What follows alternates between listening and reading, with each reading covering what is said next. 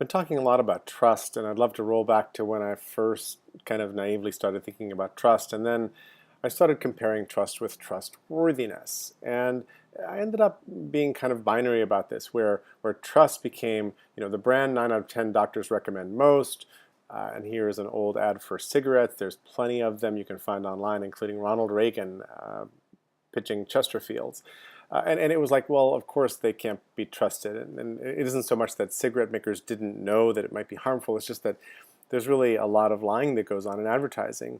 And the trustworthiness is really about your actions, in particular your actions in crisis. And a reasonable example here is the Tylenol crisis and how the maker of Tylenol not only pulled all the Tylenol off the shelves very quickly, but then redesigned bottles and took a series of steps pretty quickly.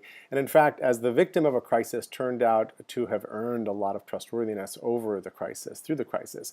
This is the opposite of what we could say about Volkswagen these days, where it's increasingly clear that their diesel conspiracy went all the way to the top and that they've been lying through their teeth, all sorts of scandal, and yet they're busy advertising and just sort of making their way through the crisis.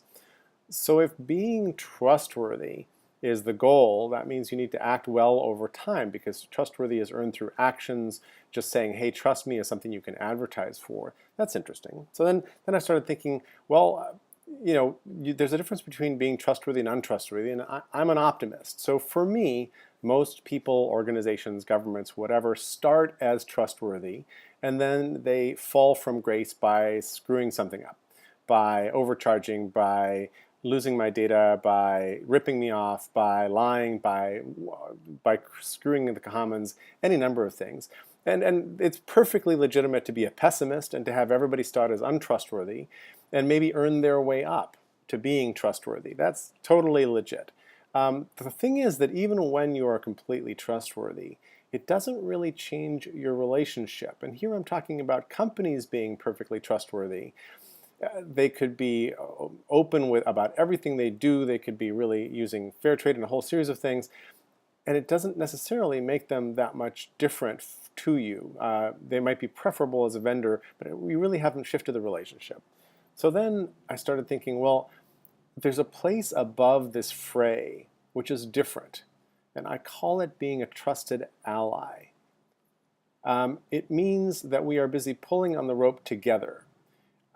It means that we are on the same side of this. And maybe I can use a metaphor to explain this notion of trusted ally a little bit.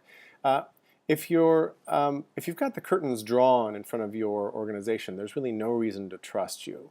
And you might pull open the curtains, in which case you might become trustworthy, and that would be a great thing. But if you pull me behind the curtain, take me backstage, show me what you have, show me all the tools you have, show me the data you've collected on me, on everybody, maintaining privacy between us, but say, how might we hack your health together? How might we hack your wealth together? All those sorts of things. That's being a trusted ally. Now, there's a lot more to this, and it's a really aspirational position. I think it's really easy to say you're a trusted ally, much, much harder to live that life. But that's where thinking on trust has taken me. It's taken me at lots of other places, including Design from Trust and What If We Trusted You and a few other things. But that's it for this piece. This video is part of a larger work on trust, which is part of a larger thesis about the relationship economy.